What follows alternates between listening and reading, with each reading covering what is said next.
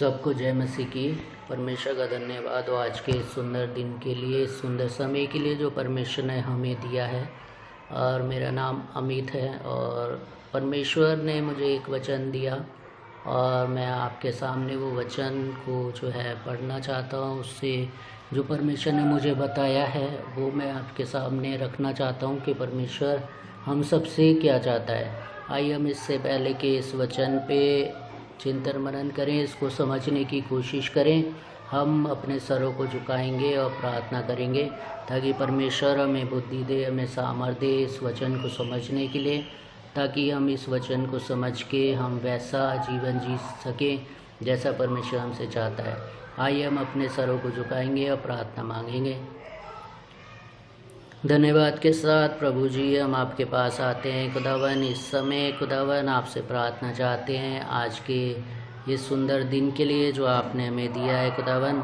हर एक को खुदावन आपने खुदावन बीते दिनों खुदावन संभाला है खुदावन, आपका धन्यवाद हो खुदावन। हर एक आशीष, हर एक बरकत के लिए जो आज के दिन तक खुदावन आपने दी है, आपका धन्यवाद देना चाहते हैं खुदावन।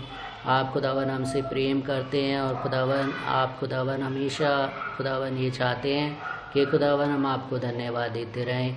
खुदावन आपसे प्रार्थना चाहते हैं इस समय खुदावन हर एक उस जन के लिए जो आपके इस वचन को सुनना चाहता है और खुदावन सुन रहा है। खुदावन हर एक को खुदावन आप संभालें, बुद्धि दें, सामर्थ्य दें और खुदावन मुझे भी खुदावन आप संभालें ताकि खुदावन मेरे द्वारा जो वचन खुदावन आप बताना चाहते हैं वो खुदावन बताने वाला हो सकूँ। और खुदावन इस छोटे से वचन से आपको खुदावन महिमा, आपको खुदावन धन्यवाद मिल सके। खुदावन धन्यवाद देना चाहते हैं खुदावन एक बार फिर हर एक आशीष, हर एक बरकत के लिए, सुंदर समय के लिए। और खुदावन आपसे प्रार्थना चाहते हैं इस पूरे वचन में हमारी अगुवाई करें, अपनी बुद्धि, अपनी सामर्थ्य दें ताकि इस छोटे से वचन से आपको महिमा मिल सके। आगे की प्रार्थना, आगे का वचन चीज़ को आपके हाथों में सौंपते हैं, अपने आप को भी आपके हाथों में सौंपते हैं और ये सब आपके प्रिय पुत्र अपने उद्धारकर्ता यीशु मसीह के नाम से मांग लेते हैं, आमीन। हम परमेश्वर के वचन में जाने से पहले हम एक वचन निकालेंगे, पुराने नियम में से निकालेंगे यहेजकेल की पुस्तक। यहेजकेल उसका 18वां अध्याय उसकी पहली आयत से पढ़ेंगे, उसकी आखिरी आयत 32 आयत तक। यहेजकेल उसका 18 अध्याय उसकी पहली आयत से 32 आयत तक हम पढ़ेंगे और उसमें इस प्रकार से लिखा है और इसकी हेडिंग है व्यक्तिगत जिम्मेदारी। और परमेश्वर के वचन में हमने जैसे अभी हमने पढ़ा कि परमेश्वर जो है हमसे ये कह रहा है तीसरे वचन में, प्रभु यहोवा यूँ कहता है कि मेरे जीवन की शपथ तुमको इज़राइल में फिर ये कहावत कहने का अवसर ना मिलेगा। यानी कि प्रभु यहोवा जो है, यहोवा परमेश्वर जो है हमसे ये कह रहा है, कोई मनुष्य नहीं कह रहा है या मैं नहीं कह रहा हूँ। परमेश्वर का वचन यहेजकेल उसका 18वां अध्याय उसकी आप पहले आयत से 4 आयत तक आप पढ़ेंगे तो इसमें पता लग रहा है कि ये जो बात है जो हमने पढ़ी है ये जो है परमेश्वर यहोवा कह रहा है और परमेश्वर यहोवा के मुख से निकला हुआ वचन है।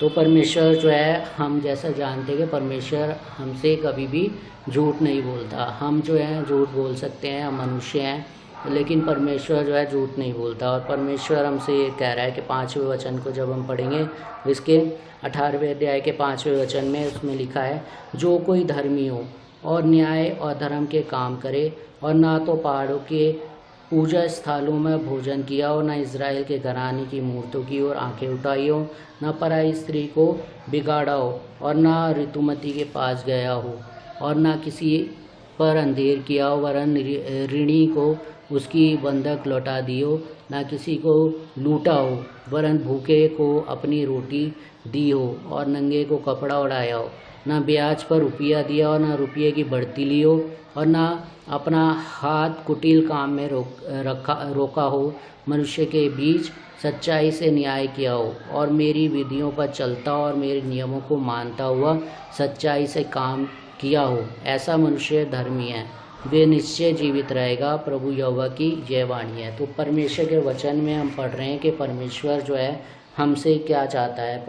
परमेश्वर एक न्यायी परमेश्वर है और परमेश्वर हमसे ये चाहता है कि हम जो है गलत काम ना करें। परमेश्वर का जो वचन हमें बता रहा है कि हमें जो है पूजा स्थलों पर नहीं जाना, हमें जो है मूर्तों को जो है मूर्तों की ओर आंखें नहीं उठानी, ना पराई स्त्री की ओर हमें देखना है, ना बिगाड़ना है। और इसमें लिखा है कि और ना ऋतुमती के पास गया हो और ना किसी पर अंधेर किया हो, यानी कि हमें किसी पर अंधेर नहीं करना। और हमें क्या करना, वरन ऋणी को उसकी बंधक लौटा दी हो, ना किसी को लूटा हो, यानी कि हमें किसी को लूटना भी नहीं है। और ना वरन और बता रहे हैं कि वरन भूखे को अपनी रोटी दी हो और नंगे को कपड़ा उड़ाया हो, यानी कि हमें जो है भूखे को रोटी देनी है, नंगे को कपड़ा उड़ाना है। और परमेश्वर का वचन बता रहा है 8वें वचन में 18वें की 8 वचन में, ना ब्याज पर रुपया दिया हो, ना रुपये की बढ़ती ली हो, और अपनी हाथ कुटिल काम से रोका हो, यानी कि हमें कुटिल काम से भी अपने को रोकना है, अपने हाथों को रोकना है, हमें कोई गलत काम नहीं करना। जो हम वचन में पढ़ रहे हैं पहले यजीकेल उसका 18 अध्याय उसकी पहली आयत से उसकी जो है हमने 9वें वचन तक पढ़ा है कि हमें जो क्या क्या नहीं करना है। और अगर हम नहीं करते हैं वो चीज़ें, तो परमेश्वर हमसे ये वादा कर रहा है कि 9वें वचन को जब हम पढ़ेंगे, और मेरी विधियों पर चलता और मेरे नियमों को मानता हुआ सच्चाई से काम किया हो, यानी कि हमें जो है उसकी विधियों पे चलना है, उसकी जो है विधियों पे चलना है और उसके नियमों को मानना है, जो नियम उसने हमें दिए हैं, और सच्चाई से काम करना है। सच्चाई से हमें हमारे जीवन में क्या है, झूठ नहीं होना चाहिए, हमें किसी प्रकार की कुटिलता नहीं होनी चाहिए। और ऐसा हम जब करेंगे तो इसके बी पार्ट में लिखा है ऐसा मनुष्य धर्मी है, यानी कि हम अगर परमेश्वर की मर्जी के अनुसार अपने जीवन को जिएंगे तो परमेश्वर हमसे कह रहा है कि ऐसा मनुष्य जो है धर्मी है। और ऐसा मनुष्य को क्या मिलेगा वो हम आगे पढ़ते हैं इसके बी पार्ट में ही 9वें अध्याय के 9वें वचन के 18 अध्याय उसकी 9वें वचन में, ऐसा मनुष्य धर्मी है, वे निश्चय जीवित रहेगा, प्रभु यहोवा की ये वाणी है, यानी कि उसमें कोई शक नहीं है। वो किसी प्रकार का जो है हमें शक नहीं करना कि हम अच्छे काम कर रहे हैं तो हमें जो है उसका परिणाम नहीं मिलेगा। परमेश्वर हमसे कह रहा है कि निश्चय वो जीवित रहेगा, वो मरेगा नहीं। बेशक हम इस दुनिया में रहते हैं तो हम इस दुनिया में इस शरीर में हैं तो हम एक ना एक दिन ज़रूर मर जाएंगे, लेकिन परमेश्वर जो है हमसे ये वादा कर रहा है कि हम बेशक ये जीवन में जो है हमारा ये जीवन जो है ख़त्म हो जाएगा, लेकिन हमें अनंत मौत नहीं मिलेगी अगर हम परमेश्वर की मर्ज़ी के अनुसार अपने जीवन को जिएंगे। और परमेश्वर का वचन हमें यह कह रहा है कि निश्चय जीवित रहेगा, यानी कि उसमें शक नहीं है कि किसी प्रकार की कि उसको इस जीवन के बाद जो है अनंत जीवन नहीं मिलेगा। वो निश्चय है, वो पक्का है कि वो अगर परमेश्वर की मर्ज़ी के अनुसार अपने जीवन को जी रहा है तो उसको अनंत जीवन मिलेगा, वो निश्चय जीवित रहेगा। प्रभु यहोवा की ये वाणी है, यानी कि ये प्रभु यहोवा की वाणी है, ये मेरी वाणी नहीं है, ये किसी मनुष्य की वाणी नहीं है। परमेश्वर के वचन में हम पढ़ रहे हैं यजीकेल 18 उसकी 18 उसकी 9वीं आयत में कि ये प्रभु की वाणी है, ये प्रभु की वचन है, प्रभु के कहे हुए शब्द हैं कि वो मनुष्य जो धर्मी है, जो परमेश्वर की मर्ज़ी के अनुसार अपने जीवन को जी रहा है, कुटिल काम नहीं कर रहा, किसी की वस्तु का लालच नहीं कर रहा, किसी गंदे काम को नहीं कर रहा, और जो है वो अगर ऐसा जी रहा है अपने जीवन को, तो परमेश्वर कह रहा है कि निश्चय है कि उसको जीवन जीवित रहेगा, वो निश्चय है कि वो जीवित रहेगा, वो मरेगा नहीं, और यहोवा की यही वाणी है। और फिर हम 10वें वचन को हम पढ़ेंगे, उसमें लिखा है यजीकेल 18 उसकी 10वीं आयत में, परंतु यदि उसका पुत्र डाकू, हत्यारे या ऊपर कहे हुए पापों में से किसी का करने वाला हो, यानी कि अभी जो हमने पढ़े हैं गलत काम जो हमने पढ़े हैं कि इसमें लिखा हुआ है कि वो जो है पहाड़ों पे कोई मनुष्य जाके पूजा करे और वो जो है बंधक कैब गलत ऋणी हो, उसका जो है कोई कर्ज किसी ने उससे लिया हो और उसकी वजह से उसने उसको जो है उसकी रखी हुई चीज़ को अपने कब्जे में कर लिया हो, तो ऐसा मनुष्य अगर इसमें लिखा हुआ है परमेश्वर के वचन में 10वें वचन में कि एक धर्मी मनुष्य है जिसके बारे में हमने अभी सीखा है कि धर्मी मनुष्य कैसा होगा, जो उपद्रव नहीं करेगा, जो किसी को लूटेगा नहीं, किसी गरीब को जो है कपड़ा देगा, खाना देगा, वो एक धर्मी मनुष्य है। लेकिन अगर उसका पुत्र है, उसका जो है पुत्र है और वो ये ऊपर जो गलत काम लिखे हुए हैं कि वो जो है किसी के ऊपर दया नहीं करता, किसी नंगे को कपड़ा नहीं उड़ा रहा है और उपद्रव कर रहा है और पराई स्त्री को बिगाड़ रहा है, गलत काम कर रहा है, तो इसमें लिखा है कि 10वें वचन में, परंतु यदि उसका पुत्र डाकू, हत्यारा है, ऊपर कहे हुए पापों में से किसी का करने वाला हो, यानी कि कोई भी पाप उसके जीवन में होगा, तो क्या होगा? 11वें वचन में लिखा है और ऊपर कहे हुए उचित कामों का करने वाला ना हो, यानी कि ऊपर जो कहे गए हैं उचित काम है, अच्छे काम जो हैं कहे गए हैं, उनमें से कोई भी काम वो करने वाला ना हो, तो उसके साथ क्या होगा?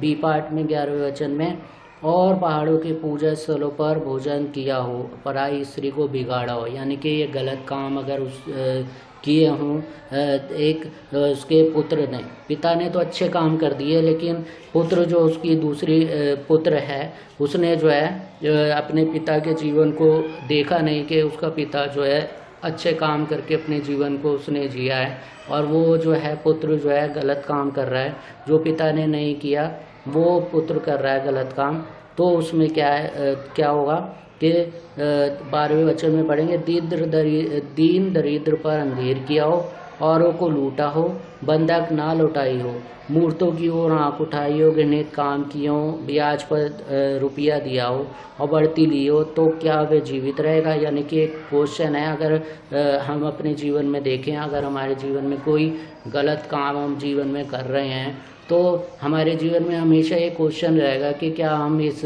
जीवन, जब हम इस दुनिया से जाएंगे तो इसके बाद हमें अनंत जीवन मिलेगा कि नहीं मिलेगा?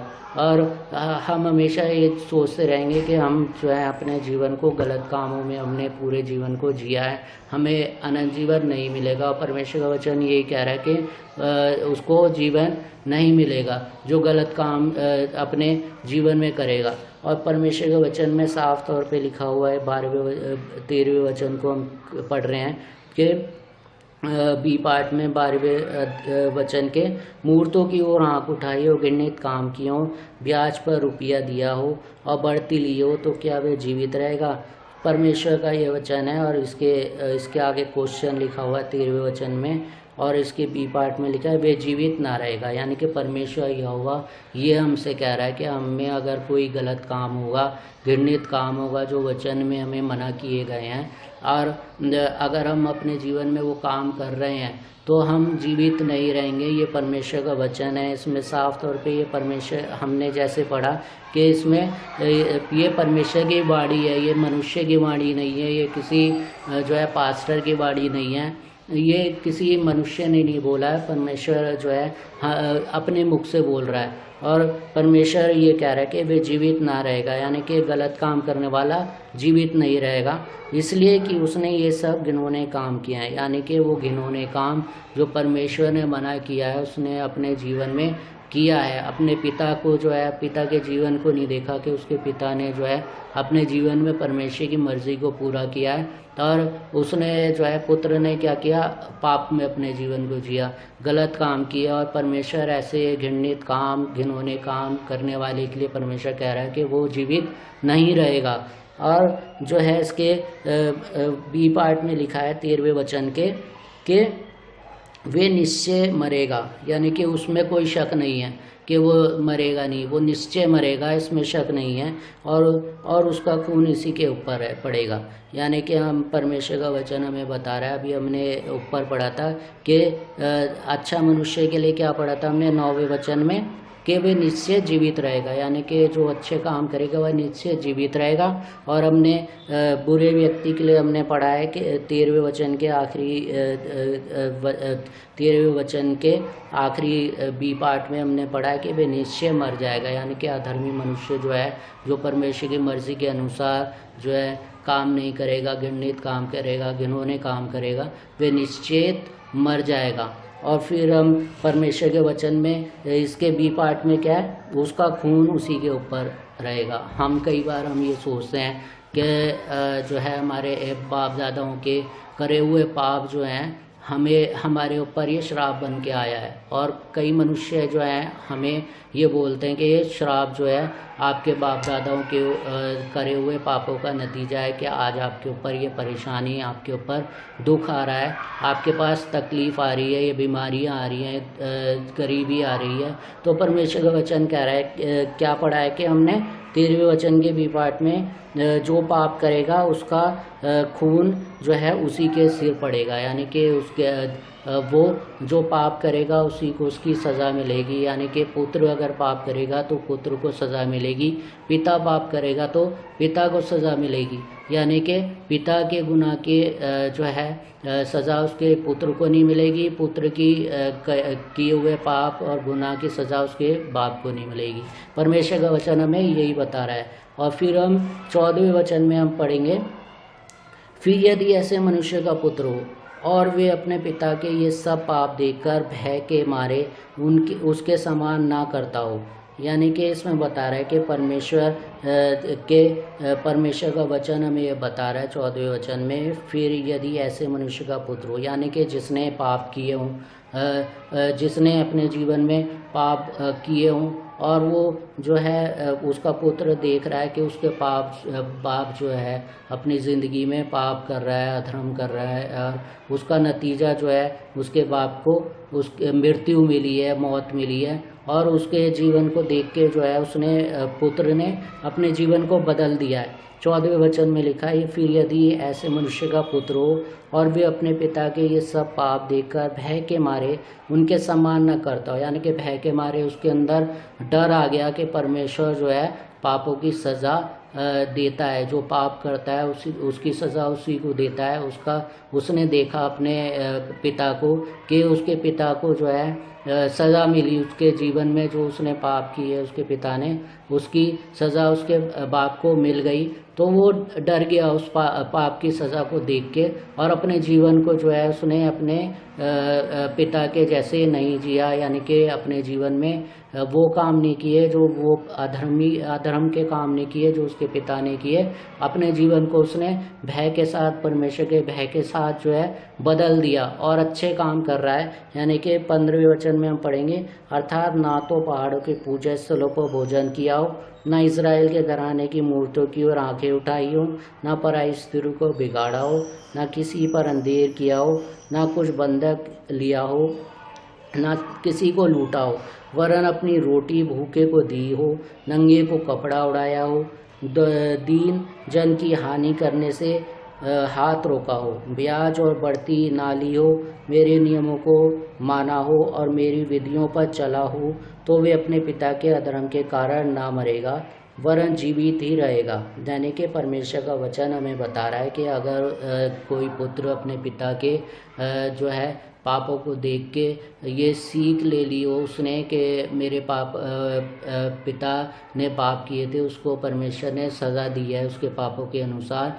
तो और वो पुत्र जो है अपने जीवन को बदल ले, परमेश्वर का भय अपने जीवन में माने, कोई गलत काम नहीं करे, तो परमेश्वर का वचन हमें क्या कह रहा है कि वो पुत्र जो है जीवित रहेगा, वो मरेगा नहीं, वो अपने पिता के पापों का बोझ अपने ऊपर लेके नहीं मरेगा, वो जीवित रहेगा, क्योंकि परमेश्वर की इच्छा को उसने पूरा किया है और अपने पिता की जो है किए हुए कामों को उसने जो है छोड़ दिया। यानी कि उसने अपने जीवन में वो काम नहीं किए जो उसके पिता ने गलत काम किए थे, जो परमेश्वर ने मना किया था। तो परमेश्वर कह रहा है कि वो जीवित रहेगा, यानी कि वो पुत्र जीवित रहेगा, क्योंकि उसने परमेश्वर का भय माना है, कोई गलत काम नहीं किया है। और 18वें वचन में हम पढ़ें तो उसमें लिखा है, उसका पिता जिसने अंधेर किया और लूटा और अपने भाइयों के बीच अनुचित काम किया है वही अपने अधर्म के कारण मर जाएगा। यानी कि पिता जो है अपने अधर्म के कारण मर जाएगा, उसको उसकी पाप की सज़ा मिल जाएगी, लेकिन पुत्र को नहीं मिलेगी। क्योंकि क्या हुआ, पुत्र ने जो है परमेश्वर का भय अपने जीवन में माना कि परमेश्वर जो है सज़ा देगा, अगर मैं कोई गलत काम करूँगा तो उसकी सज़ा देगा। तो हम भी जो है अपने जीवन में देखें और अपने में कोई गलत काम तो नहीं है, कोई ऐसा काम तो नहीं है जो परमेश्वर को नापसंद है, जो परमेश्वर के वचन में हमारे करने के लिए मना है, वो हम देखें। और परमेश्वर जो है उससे हमें जो है हम ये सीखें कि परमेश्वर जो है, हम अगर कोई अधर्म के काम करेंगे तो उसकी सज़ा हमको ज़रूर मिलेगी। वचन क्योंकि हमें आज यही बता रहा है कि पुत्र की पापों की सज़ा जो है बाप को नहीं मिलेगी, पिता को नहीं मिलेगी, और पिता के अधर्म की सज़ा जो है पुत्र को नहीं मिलेगी। जो पाप करेगा उसी को उसकी सज़ा मिलेगी। और हम 19वें वचन को पढ़ेंगे। तो भी तुम लोग कहते हो, क्यों? क्या पुत्र पिता के अधर्म के भार नहीं उठाता?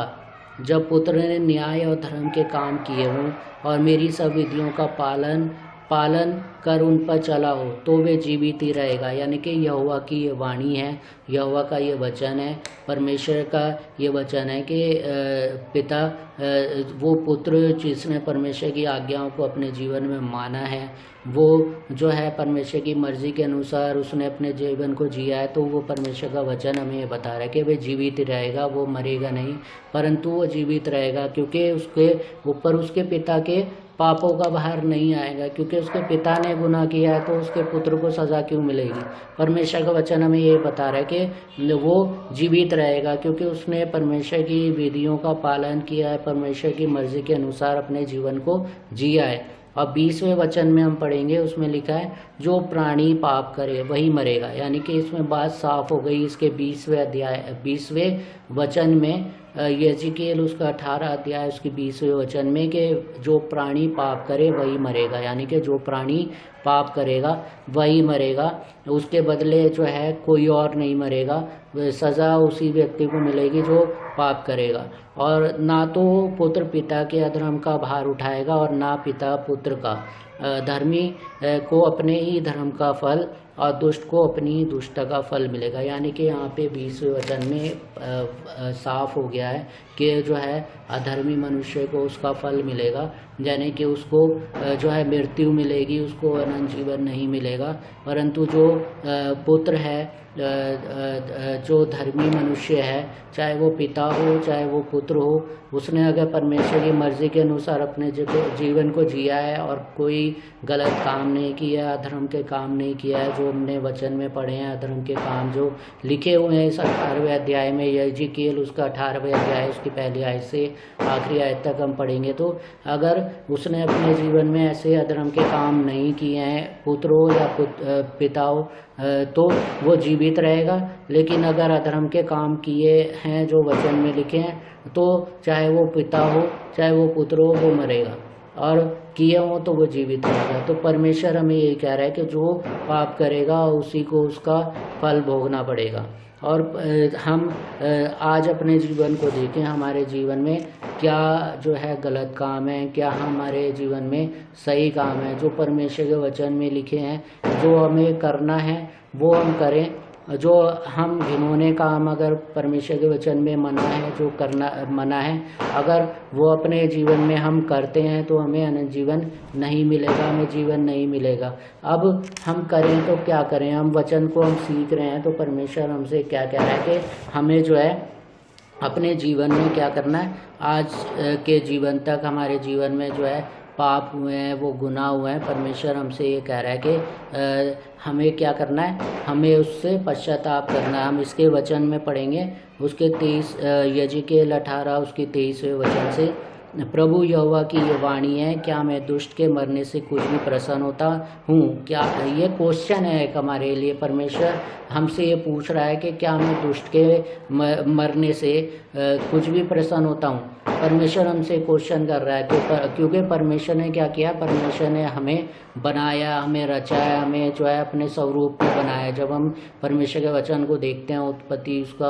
उत्पत्ति जब परमेश्वर ने सृष्टि की, तो परमेश्वर ने जो है वचन में लिखा है, परमेश्वर ने अपनी स्वरूप में जो है मनुष्य को रचाया, अपने जैसी आंखें दी हैं, अपने जैसा मुंह दिया है, अपने जैसी आंख दी है, हर एक चीज़ परमेश्वर ने अपने जैसी दी है। और फिर उसने अपने जो पवित्र आत्मा है जो हमारे जीवन में जो है परमेश्वर ने जीवन का श्वास फूका है। तो परमेश्वर ने जो है हमें जब रचा है, बनाया, तो परमेश्वर हमसे क्वेश्चन पूछ रहा है कि हमें मनुष्य के जो है दुष्ट के मरने से कुछ भी प्रसन्न होता हूँ। यानी कि परमेश्वर ने मनुष्य को बनाया, अब वो अपने जीवन को अगर गलत तरीके से जी रहा है तो परमेश्वर कभी भी ये नहीं चाहता कि मैं जो हूँ उसको ख़त्म कर दूँ, मार दूँ। परमेश्वर जो है हमसे क्या चाहता है? हम अपने जीवन में चेंज करें, अपने जीवन को बदलें, अपने जीवन को जो है ऐसा जिएं जैसे जो परमेश्वर को पसंद आने वाला हो। क्योंकि परमेश्वर हमारे मरने से,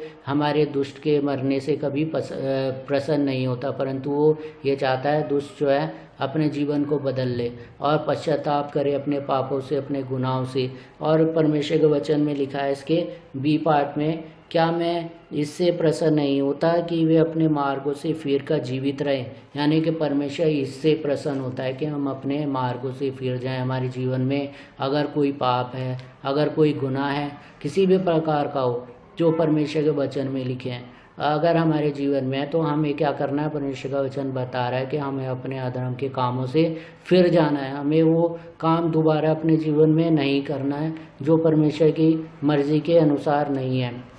हमें, क्योंकि परमेश्वर हमारे नाश होने से प्रसन्न नहीं होता। परमेश्वर का वचन हमें यही बता रहा है 23वें वचन में, यजेकियेल 18:23 में, कि परमेश्वर जो है अधर्मी के नष्ट होने से प्रसन्न नहीं होता, परंतु परमेश्वर ये चाहता है कि हम अपने जीवन में बदलाव करें, अपने जीवन को बदलें, फिर जाएं अपने पापों से, अपने गुनाहों से, अपने जीवन से वो पाप हम अपने जीवन से निकाल दें जो हम करते आए हैं, तब परमेश्वर प्रसन्न होता है। इसके 24वें वचन में लिखा है, परंतु जब धर्मी अपने धर्म से फिरकर टेढ़े काम वरन दुष्टों के सब घृणित कामों के अनुसार करने लगे तो क्या वे जीवित रहेगा? अब एक और क्वेश्चन आया कि हमने अपने जीवन में जो है पूरे जीवन अच्छे काम किए हैं, है ना, अपने जीवन में हमने अच्छे काम किए, लेकिन हमने जो है अच्छे काम करते करते हमारे जीवन में जो है एक भी हमने बुरा काम कर दिया, तो परमेश्वर हमसे कह रहा है कि परमेश्वर हमारे को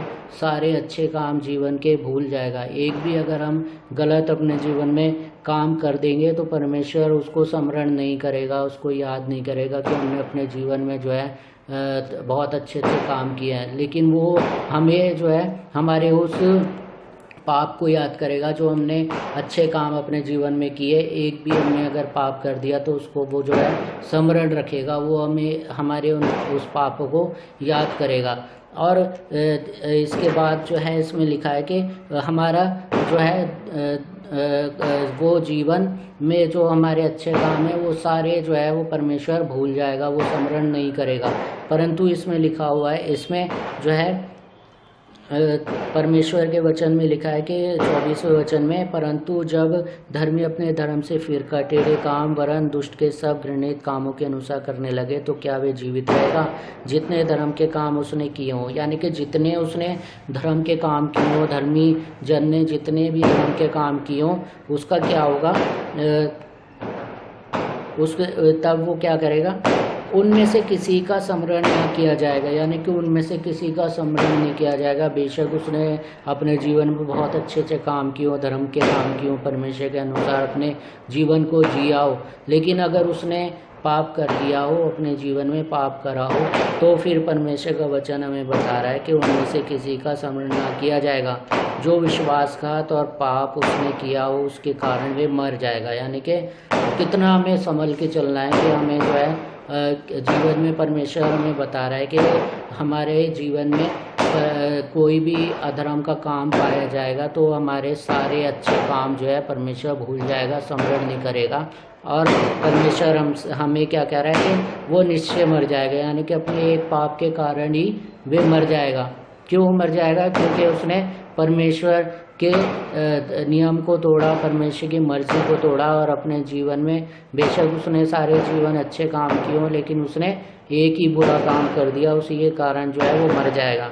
अब 25वें वचन में लिखा है, तो भी तुम लोग कहते हो प्रभु की गति एक सी नहीं, हे इज़राइल के घराने देख क्या मेरी गति एक सी नहीं। यानी कि परमेश्वर जो है न्याय परमेश्वर है, वो न्याय ज़रूर करेगा। हमारा एक भी पाप होगा उसकी भी सज़ा हमें परमेश्वर देगा हमारे जीवन में। और परमेश्वर क्या कह रहा है, क्या तुम्हारी ही गति अनुचित नहीं, यानी कि हमारी गति जो है परमेश्वर कह रहा है हमारी गति जो है अनुचित है। और 26वें वचन में क्या बता रहा है वो, जब धर्मी अपने धर्म से फिरकर टेढ़े काम करने लगे तो वे उनके कारण मरेगा, अर्थात वे अपने टेढ़े काम ही के कारण मर जाएगा। यानी कि धर्मी मनुष्य जो है फिरकर, यानी कि अपने धर्मी जीवन को फिरकर जो है वो पाप करने लगे, वो गुनाह करने लगे, वो अधर्म के काम करने लगे, तो परमेश्वर क्या कह रहा है कि वो जो है निश्चय मरेगा। उसका जो है बचना कुछ भी क्या बचने का कोई सवाल ही नहीं है कि उसने अपने जीवन में जो है एक भी जो है गुनाह या पाप जो है अधर्म के काम क्यों किए हैं। परमेश्वर साफ कह रहा है तो वे उनके कारण मरेगा, अर्थात वे अपने टेढ़े कामों के कारण मर जाएगा। टेढ़े कामों के कारण ही मर जाएगा क्योंकि उसने टेढ़े काम किए हैं। फिर परमेश्वर का वचन कह रहा है 27वें वचन है, फिर जब दुष्ट अपने दुष्ट कामों से फिरकर न्याय और धर्म के काम करने लगे तो वे अपना प्राण बचाएगा। यानी कि परमेश्वर का वचन हमें 27वें वचन में क्या कह रहा है, दुष्ट अपने दुष्टता के कामों से फिरकर, यानी कि हमें जो है अगर हमारे जीवन में कोई पाप है, हमारे जीवन में हमने पाप किए हैं, गुनाह किए हैं, हम वचन को पढ़ेंगे तो हमें पता लगेगा। इस वचन को अगर हम पढ़ेंगे यजेकिएल 18 उसकी 1 से 32 आयत में, अगर परमेश्वर के वचन में ये पाप ये गुनाह लिखे हैं और हमारे जीवन में अगर पाए जाते हैं, हमने किए हैं, तो आज हमारे लिए एक रास्ता है। वो रास्ता क्या है, हमें अपने उन गुनाहों से पापों से क्या करना है, फिर जाना है। और फिर जाएंगे तो हमें हमारे लिए क्या है फ़ायदा। 27वें वचन में, फिर जब दुष्ट अपने दुष्ट कामों से फिरकर न्याय और धर्म के काम करने लगे, यानी कि फिरकर अपने पापों से जो है पश्चाताप करके जो है न्याय और धर्म के काम करने लगे, उसके लिए क्या फ़ायदा है, वे अपने प्राण बचाएगा। यानी कि वे अपने प्राण बचाएगा, उसको जो है परमेश्वर जीवन देगा और बहुतायत का जीवन देगा। क्योंकि परमेश्वर जो है इससे प्रसन्न नहीं होता कि दुष्ट जो है नाश हो जाए, परंतु इससे खुश होता है कि दुष्ट जो है अपने जीवन को बदल दे, फिर जाए, अपने गुनाह से अपने पापों से फिर जाए और परमेश्वर की मर्जी को अपने जीवन में पूरी करना लगे। और जब वो मर्जी को पूरी करने लगेगा तो परमेश्वर का ये वादा है कि वो अपने प्राण को बचाएगा। और फिर 29वें वचन को हम पढ़ेंगे, तो भी इज़राइल का घराना कहता है कि प्रभु की गति एक सी नहीं, हे इज़राइल के घराने क्या मेरी गति एक सी नहीं, तो क्या तुम्हारी गति अनुचित नहीं। तो परमेश्वर जो है हमसे ये बता रहा है कि परमेश्वर जो है धर्मी को जो है जीवन देगा और बहुतायत का जीवन देगा, लेकिन अधर्मी जो है वो मर जाएगा अपने प्राणों के कारण, लेकिन अपने पापों के कारण। लेकिन अगर अधर्मी मनुष्य अपने पापों से फिर जाएगा, अपने पापों को छोड़ देगा और अपने पश्चाताप करेगा अपने पापों से परमेश्वर के आगे कि परमेश्वर मैंने पाप किया है, मैंने गुनाह किया है और मैं आपकी मर्ज़ी के अनुसार अपने जीवन को नहीं जी पाया हूँ, तो परमेश्वर जो है हमारे उस अधर्म के कामों को जो है स्मरण नहीं करेगा, हमें माफ़ कर देगा। और परमेश्वर उसके बाद हमसे ये चाहेगा कि हमने अगर अपने गुनाह की माफ़ी उससे मांग ली है तो दोबारा वो जो है गुनाह हमारे जीवन में ना पाए जाएं। और अगर हम ऐसा करेंगे, अपने पापों को छोड़ देंगे, अपने गुनाहों को छोड़ देंगे, परमेश्वर की मर्ज़ी को अपने जीवन में पूरी करने लगेंगे, तो परमेश्वर जो है हमें जीवन देगा और बहुतायत का जीवन देगा। इसके 30वें वचन में हम पढ़ेंगे, परमेश्वर का वचन हमें ये बता रहा है, प्रभु यहोवा की ये वाणी है, हे इज़राइल के घराने, मैं तुम में से हर एक मनुष्य का न्याय उसके चाल चलन के अनुसार ही करूँगा। पश्चाताप करो और अपने सब अपराधों को छोड़ो, तभी तुम्हारा अधर्म तुम्हारे ठोकर खाने का कारण ना होगा। और हम इस वचन में पढ़ रहे हैं, हम ये सोच लेंगे इस वचन में ये लिखा है कि ये तो इज़राइल के घराने के बारे में बात कर रहा है परमेश्वर अपने वचन में। लेकिन आज इज़राइल का घराना कौन है? इज़राइल का घराना परमेश्वर के वो जन है जो उसके ऊपर विश्वास करते हैं, परमेश्वर के विश्वासी लोग हैं। यानी कि हम परमेश्वर के वो इज़राइली घराना जो है हम हैं आज परमेश्वर के। अगर हम परमेश्वर के विश्वासी हैं, परमेश्वर के ऊपर विश्वास करते हैं, तो हम उसके घराने के लोग हैं। परमेश्वर हमसे बातें कर रहा है कि हे इज़राइल के घराने, यानी कि हर एक विश्वासी से परमेश्वर बात कर रहा है, मैं तुम में से हर एक मनुष्य का न्याय उसके चाल चलन के अनुसार ही करूँगा। हमारी चाल चलन कैसा है उसके अनुसार परमेश्वर हमारा क्या करेगा? न्याय करेगा। लेकिन न्याय करेगा हमारे जीवन में, हम सोच रहे होंगे परमेश्वर हमारा न्याय करेगा तो हम जो है पापी जो है कहलाए जाएंगे। परमेश्वर हमें हमारे गुनाहों को हमारे जीवन में देखेगा तो हमें जो है वो जो है अनंत जीवन नहीं देगा, हमें जीवन नहीं देगा। लेकिन परमेश्वर हमारे लिए एक रास्ता खोल रहा है और उसमें क्या कह रहा है परमेश्वर? इसके बी पार्ट में, हम 30वें अध्याय के बी पार्ट में पढ़ रहे हैं कि पश्चाताप करो। हमारे जीवन में अगर कोई पाप है, हमारे जीवन में गुनाह है जो परमेश्वर की मर्ज़ी के अनुसार नहीं है, वो जीवन अगर हम जी रहे हैं तो परमेश्वर हमें क्या कह रहा है? पश्चाताप करो। और पश्चाताप करो और अपने सब अपराधों को छोड़ो। यानी कि हमें पश्चाताप करना है कि परमेश्वर के सामने कि परमेश्वर हमसे पाप हुआ है, हमसे गुनाह हुआ है, हमें माफ़ करें। और हमें अपने वो तमाम गुनाहों को छोड़ देना है। उसी समय जब हम परमेश्वर से माफ़ी मांग लें कि हमारे गुनाह परमेश्वर माफ़ करें, और हमें जो है छोड़ देना है। ऐसा नहीं है कि हम परमेश्वर से माफ़ी मांग लें और फिर जो है आमीन बोलें और उसके बाद जो है वो गुनाह दोबारा से अपने जीवन में पूरे करने लगे। हमें छोड़ देना है। और जब हम छोड़ देंगे तब परमेश्वर का वचन हमें बता रहा है तभी तुम्हारा अधर्म तुम्हारे ठोकर खाने का कारण ना होगा। यानी कि परमेश्वर कह रहा है कि हमें छोड़ देना है और उसके बाद क्या होगा? हमारा अधर्म जो है हमारे ठोकर खाने का कारण नहीं होगा। हम पश्चाताप कर लेंगे और पश्चाताप करने के बाद हम परमेश्वर से माफ़ी मांग लेंगे, उन पापों को, गुनाहों को अपने जीवन में छोड़ देंगे, तो फिर वो हमारे लिए परमेश्वर ये कह रहा है कि हमारे अधर्म हमारे तुम्हारे ठोकर खाने का कारण ना होगा। यानी कि हमारे अधर्म के काम जो है हमारे ठोकर खाने के कारण नहीं होंगे। हमारे जो है अनंत जीवन के हमारे अनंत जीवन के बीच में रुकावट नहीं होंगे, क्योंकि हमने परमेश्वर से पश्चाताप कर लिया है और उनको छोड़ भी दिया है। और आखिरी के वचनों में हम पढ़ेंगे 31वें वचन में, अपने सब अपराधों को जो तुमने किए हैं दूर करो, अपना मन और अपनी आत्मा बदल डालो, हे इज़राइल के घराने तुम क्यों मरो।